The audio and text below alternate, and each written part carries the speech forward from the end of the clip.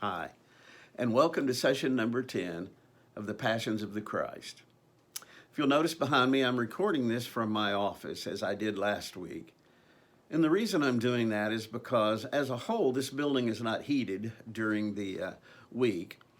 And the office area is heated, so rather than going and heating up an area just so I can go in there and record, I decided to go ahead and record it from my office, which is already heated. And that way you elders can know that I'm being physically responsible with all these blessings that God has given to us. In this session, we're going to be juxtaposing two of the passions that Jesus experienced. One, his empathy, which is very obvious to us, and another is his trepidation, which I don't know we always are very aware of. Part of that comes from our point of view of Jesus. We look at Jesus from our need. We need a Savior. He needs to die. He needs to be patient. He needs to be forgiving. He needs to be compassionate if we are going to get to heaven, if we are going to be saved.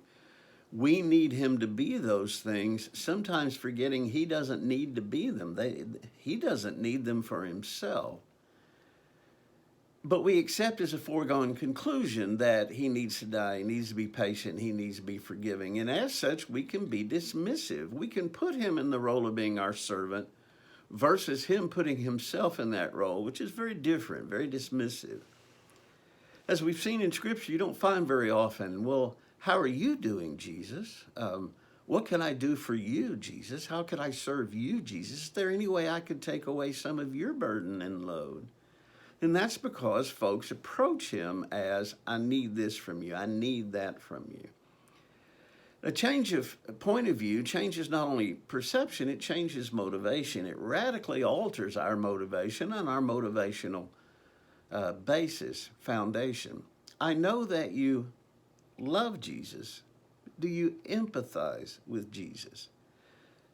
Because, brothers and sisters, if we don't empathize, if we continue to see him in the, I need you to do this, I need you to be that for me, that's a user, not a mutual love relationship. So we're going to juxtapose Jesus being that servant and people taking him for granted for it with that trepidation of, now what are they going to do? Luke chapter 7, verse 11. And it came about soon afterwards, he went to a city called Nain, and his disciples were going along with him, accompanied by a large multitude. Now as he approached the gate of the city, behold, a dead man was being carried out, the only son of his mother, and she was a widow. And a sizable crowd from the city was with her.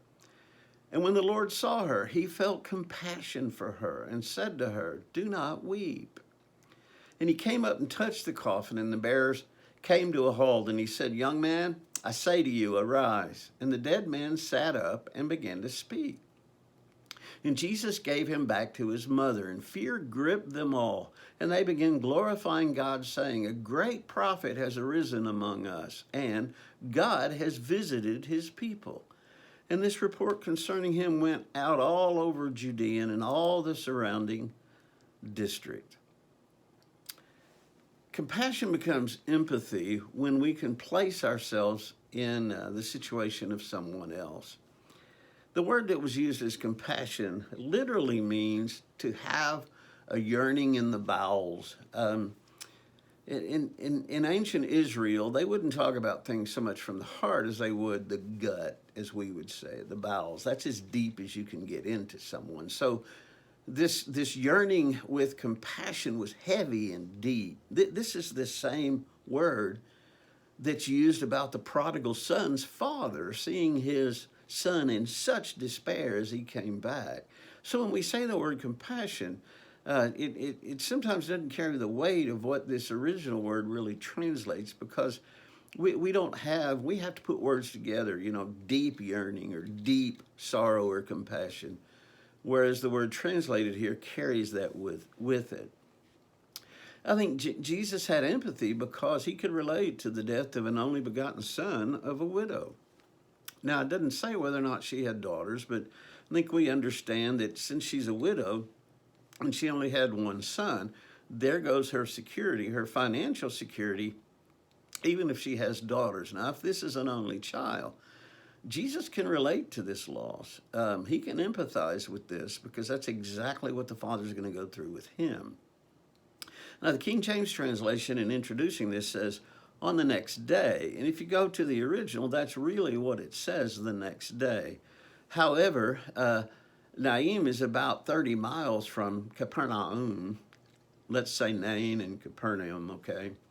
And it's kind of a treacherous uphill climb. And most translators believe that it was probably too far to walk without him having to walk into the night or through the night. But I want you to understand that this may be in an appointment with destiny. Jesus is going to be in Capernaum one day, and he's going to be in Nain the next day, if you take the translation at its word. And it just so happens that he's coming to town as this only begotten of the mother is being brought out to be buried. And so he says to her when he sees this, do not cry. Now, this word, again, means to sob or wail. Stop crying. Don't cry. He touched on her symptoms. See, crying was the symptom of her sadness or her sorrow or loss. It's kind of like when we tell people, you need to calm down. You need calm without addressing the underlying issue. But understand, he removed the underlying problem. He addressed the symptom by removing the underlying problem. You see, she's sad, and really rightfully so, because she's lost a loved one. And so Jesus comes and says, don't cry. Follows up with taking away the sadness. Confronting someone's symptom is a platitude, and it can be insensitive unless the problem is addressed. Sometimes we say to people, no, you need to calm down. Please don't cry, or don't feel sad, or all of those kinds of things. And what we're doing is undermining the symptom and ignoring the underlying problem. Now, Jesus obviously had the power to deal with the underlying problem, and we don't. And I think that's why it's important that we not attack people's symptoms. Often it is, rather than saying don't cry, what we're really saying is, I don't want to see you cry, or it makes me sad when you cry.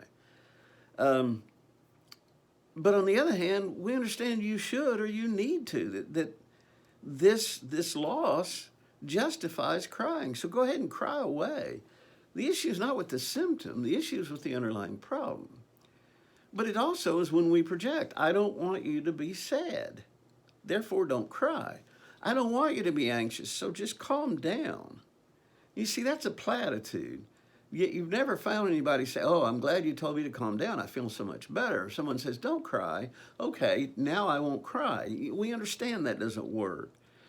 But we don't know what to say, and we feel uncomfortable in the presence of other people's, especially deep sorrow or longing or whatever, so we try to deal with the symptom. Now, Jesus addressed the symptom by addressing the underlying issue. Since we can't do that, brothers and sisters, I think it's fair to say, I hate to see you sad, but it's preferred under these circumstances. Cry away. God had Israel mourn for 30 days over Moses. I don't want you to cry because I can't relieve your pain, but you see, I'm not supposed to. Jesus did, and he could. My job is to empathize with your pain. That's what led Jesus, that compassion and empathy is what led him to intervene in people's pain. And so I want us to understand when he said, don't cry, he's going to give her a reason to. He's not just giving her a platitude, oh, please don't cry, or I hate to see you cry. And understand, I think it moved Jesus to the core when he saw human suffering like that. Now, the response was, when he healed the boy, fear gripped them all, and they began glorifying God, saying, a great prophet has arisen among us, and God has visited his people. And this report concerning him went all over Judea and all the surrounding district. Now they said, a prophet has arisen among us. Why? Because he healed the boy. You see, they were rejoicing. They were saying all these things because he had raised a son from the dead. They weren't saying, he has said great truth. He has forgiven our sins. And understand, they gave to him the honorarium of prophet that God has visited his people because they saw the miracle. Remember, this doing of miracles, performing of miracles, is what's getting him in trouble with the Jews. It's what's propelling him toward his crucifixion. I think Jesus, and this is a bit of the trepidation, is droves of people come for healings, those kinds of things, but it's the healings that they get hung up on. Now, guys, I don't know that we would have been any different if we lived in his time. Those healings are getting him in trouble. It's the healing that caused him to not be able to go into the towns anymore. It's the healings, and even on the Sabbath, that caused the Jews to start plotting against him. The healings show the authority of God, but it's a great burden on, as he does these, it's basically digging a deeper hole. Now, when the folks come out and say, oh, a great prophet is among us, it's not because you're teaching prophetic things. It's because you're doing the things that authenticate a prophet. It's what the prophets of old did. That's how they were authenticated. Jesus has in his mind who they are. He understands them. He understands how they think and how they feel. That's the trepidation.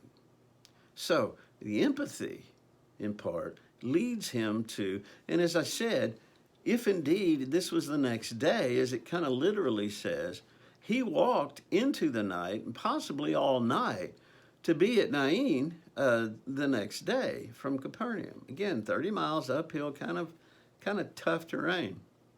And this may have been an appointment with destiny. This may have been a calling by the Holy Spirit.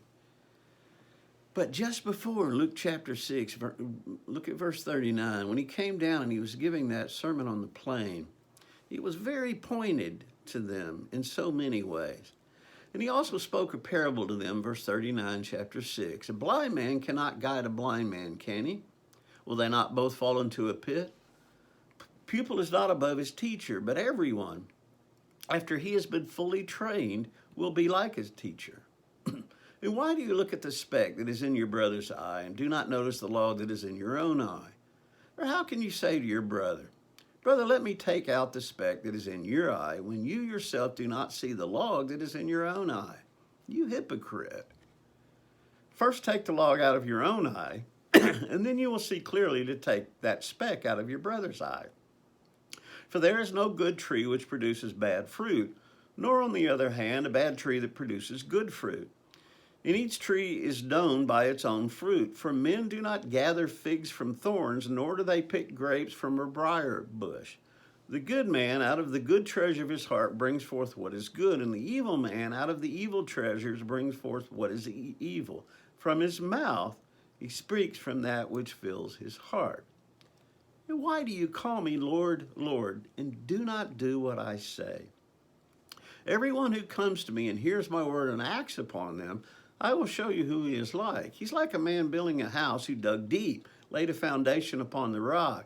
And when the flood rose, the torrent burst against that house, couldn't shake it, because it had been well built. But the one who has heard and has not acted accordingly. It's like a man who built a house upon the ground without any foundation. And the torrent burst against it, immediately it collapsed, and the ruin of that house was great. If you notice the negativity in much of the tone here, you hypocrites. Why do you go after a beam in your brother's eye and you don't look at the splinter that's in yours? Why do you call me Lord, Lord? Do not do what I say. Let me tell you who it is that hears my words and acts on them. Let me tell you what it's like for a person who hears my words, doesn't act on them. Now, many of the people that came out to hear him came for wrong motives. But it's not just those people that he's talking to. The trepidation has to do with the people who receive the healings and the teachings. What are they going to do with it? Because he made it clear, the person who heeds my teachings and obeys them. Have you ever been set up by a group of people to be kind of the fall guy? You ever been kind of set up or railroaded into becoming the spokesperson of bad news on behalf of others. You ever have a group to say, somebody needs to tell the boss, somebody needs to tell somebody, we're all behind you. We have your back. Now go tell them. Or you need to go tell the elders this or that. One of the things that I found, if somebody comes to me after 40 years of experience and said, you know what, somebody needs to go tell the elders this or that or whatever, my response is always, you want me to go with you? And you see, it's amazing how the tone of the discussion changes because they're looking for someone to set up. They're looking for someone to be a spokesperson. And they say, we're all behind you. We have your back. And it's amazing how in the heat of anything that comes up, they're often not there. I once taught a seminar, a church growth seminar at a church in Texas. And the preacher was very enthusiastic about, he and I had many discussions. He wanted me to come there and he wanted me to present all this stuff. And understand, it wasn't just how to knock doors and all that. It was a totally different perspective of how the church needs to grow. And it was kind of contrary to the direction that many churches were going. It's more of a restoration than a church growth type thing. And it caused some discussion after hours with the elders, between the elders and me and him. And they were saying, that, boy, this is tough. Things you're saying, we understand they're true, but I don't know that we can do that here. And I'm talking to them, fellas, you just said it was true. You don't have a choice. And it was interesting in that discussion. The preacher, who was the reason I was there, and very much told me he's an advocate of everything I was standing for, sat very silently as I dealt with their concerns, their fears, their criticisms, all those kinds of things. And it wasn't long after that I was teaching a class at a seminar, at a lectureship at Oklahoma Christian, and he had come from Texas and he was in the class. And I was teaching along the same lines that that I had presented at the seminar. He came up afterwards and just shaking my hand. He said, man, everybody needs to hear this. I want you to know I've got your back. And everything that he said up to that point, he was enthusiastic about, I was enthusiastic about. But I got a flash of sitting in that room dealing with the fears, concerns, and sometimes frustrations of the elders, and him sitting there quietly. See, he had brought me in to present these things to them, and then he was going to remain quiet. I was going to be the spokesperson. I was going to be somebody needs to tell the elders, I'm behind you. I've got your back. And that was his attitude, and that was his attitude afterward. And I didn't ask him, but the question in my mind, yes, but where were you during?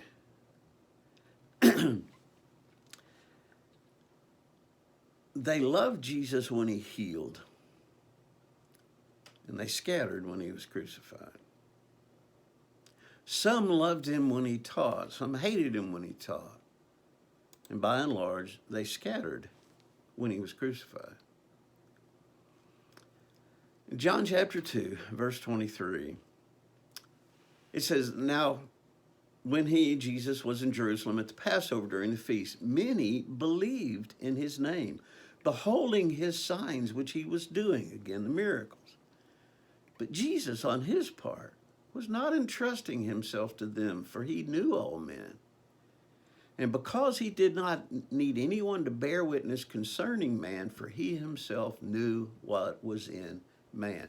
These are believers. Many believed, and they were beholding the signs. That's John's word for a miracle.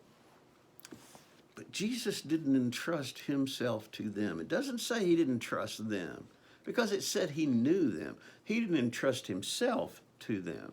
He didn't trust himself that they would provide for him or have his back or any of those kinds of things, even though they believed, because he didn't need anybody to bear witness concerning man.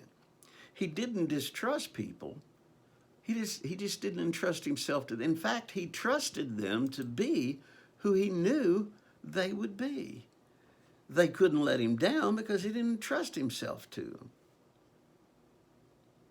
But their point of view was never his point of view. They were not there. We've got your back. We're with you. The saddest thing about betrayal is that it never comes from your enemies.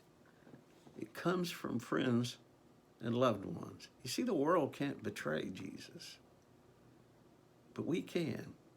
The world can't betray Jesus, but they did.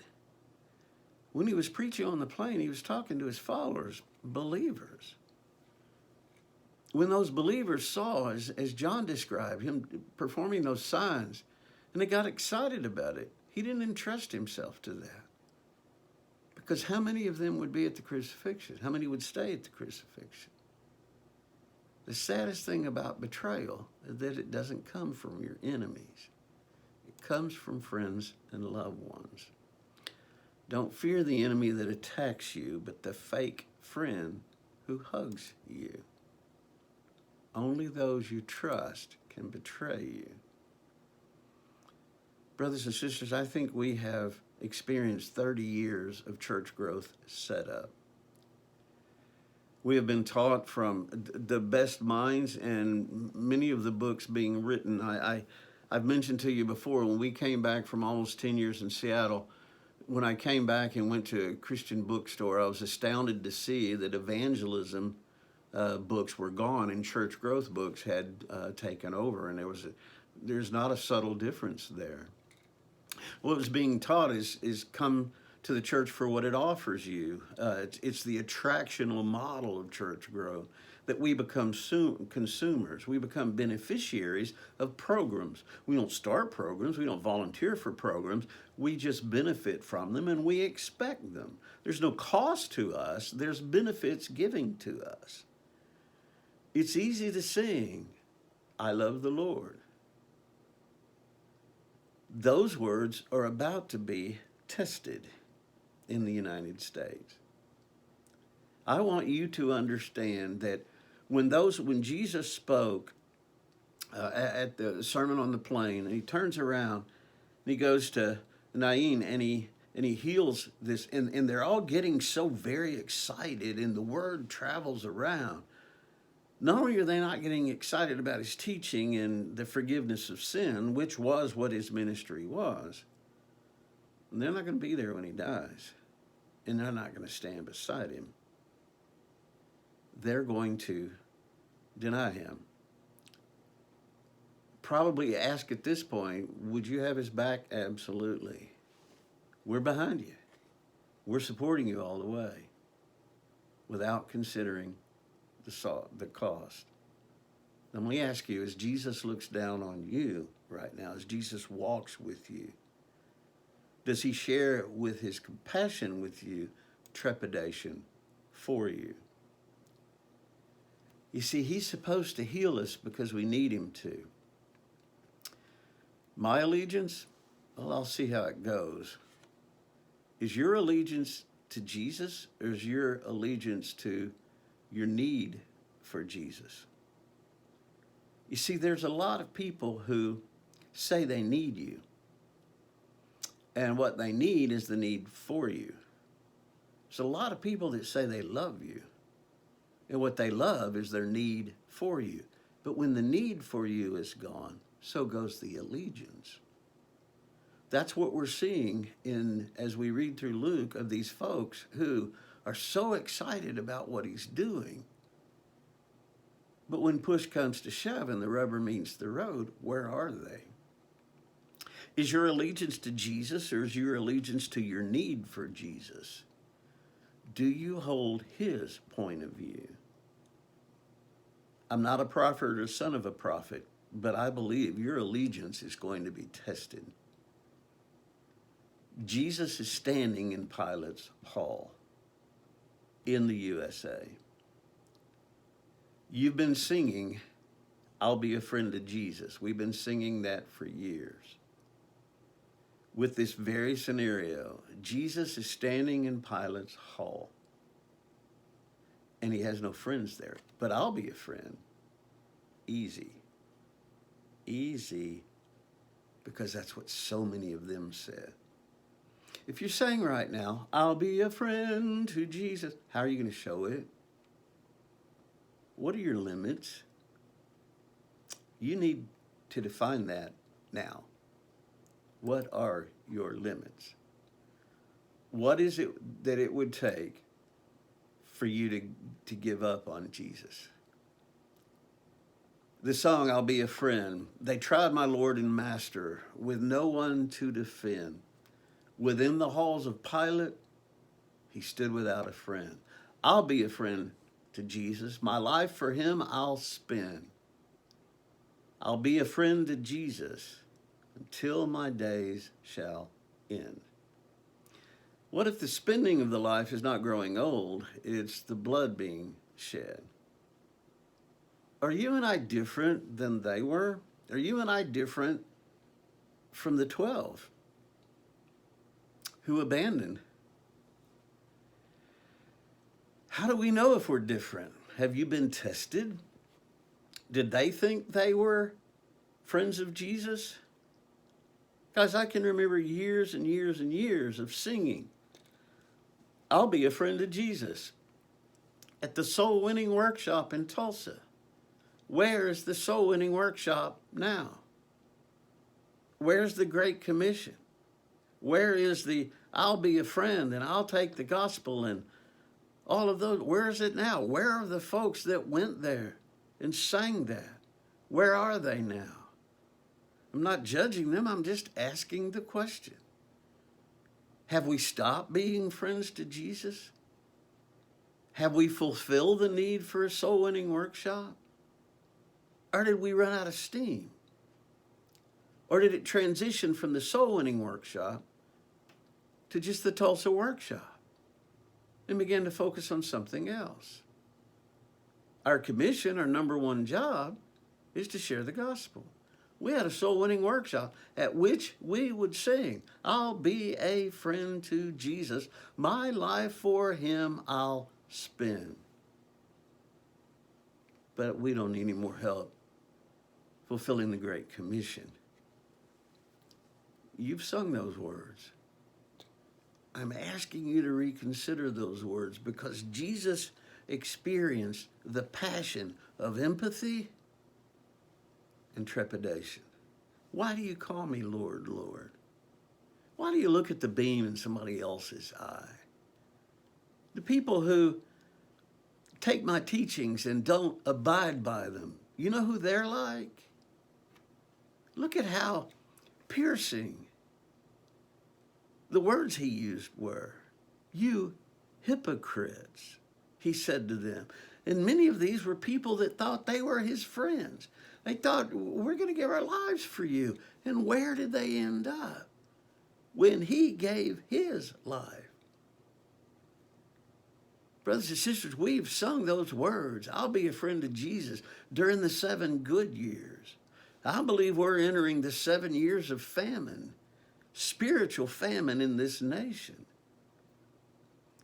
And I believe that Christians are going to become the whipping boys for that. At his crucifixion, how many of those folks who sang their version of I'll be a friend of Jesus were there? At his crucifixion, how many friends did Jesus actually have? In comparison to how many lives he had touched, how many people he had entrusted with the word, how many people he had shown compassion on and healed, and at the same time having trepidation of what are they going to do with this? Are they going to take my words and abide in them? Are they going to take their now alive son home and rejoice that our son was dead, now he's alive, and we'll just keep on living the way we did, but with the bonus of having a son who's been healed? Jesus is standing in Pilate's hall in the United States of America. And he's depending on his friends. Are we friends or are we users? We need Jesus to be Savior. We need him to die on the cross. We need him to save us. We need him to take us to heaven. We need all of those things. And because we need them, we can diminish his role. And we cannot have compassion on what he faced. And what he faced was, at the same time, having compassion for lost humanity. Trepidation. But when push comes to shove and the rubber meets the road, what will they do? How many of them will be faithful? That's why I was teaching so strong and so hard. And they were getting excited. A prophet is among us because he healed someone. How many of them took the teachings home? How many of them dropped everything in their lives to follow him? I'll be a friend to Jesus. My life for him I'll give. I know you have a need for Jesus. Do you have a compassion for him? Do you have his point of view? Do you ask yourself daily, what can I do for you, Jesus? How can I serve you today, Jesus? How can I take up my cross today, Jesus? How can I lay my life down for you, Jesus? Because I've been singing that, and that means I'm longing for the opportunity to do that. Brothers and sisters, we're entering the 7 lean years. I think we need to decide right now. Remember, it was only when they were about to cross the Jordan River Joshua gave his great speech. Choose this day whom you're going to serve. Well, we left Egypt for him. But you hadn't chosen. Well, you chose, but you hadn't chosen. You haven't decided, I will die for him in this wilderness, in battle, whatever it takes. Choose this day. Then he made that statement. As for me and my house, we will. It's future tense. The time to decide whether or not we'll be a friend of Jesus is not when the lean years and the fires of persecution come. It's too late then. It's a commitment we make now. Now, I know you made a commitment to Christ when you were baptized. I understand that. Just like Israel made a commitment when they followed Moses out to the Red Sea. But they hadn't committed to give themselves to God. They'd committed to go to the wilderness to receive from God, to get the law, to get the manna, to get freedom and all of those things. But where was the love relationship? Where was, what can I do for you? What are your limits? What will cause you to throw in the towel? What kind of persecution will it take? What kind of being ostracized and outcast? All of these things we've talked about Jesus enduring. How much of that will it take for you to quit or to shrink into the shadows? How much of that will it take for you to watch from a distance as Peter did? Or have you made the decision and reconfirmed the decision? I'll be a friend. My life for him I'll give. As for me and my house, we will serve the Lord. If you haven't made that rededication, please do so now in light of what's going to be coming that shouldn't surprise any of us. We've had a long 7 fat years, good years, blessing years. But that's going to be followed by the 7 lean years. And the lean years, once a person is starving, takes him to the wall of who he really is and what his priorities are. Please decide that now, and please commit to that now. I'm going to ask you to do something as soon as you turn off this video. I'm going to ask you and the loved ones that are with you to gather around, get down on your knees, and pray. And ask God to steel your heart, to strengthen you, and to give you the courage to not just sing the song, I'll be a friend of Jesus, but commit your life to dying for him. but even more than that, to commit your life in a totally new way to living for it. The times that we're entering into is going to demand that kind of people to stay strong, to stay firm.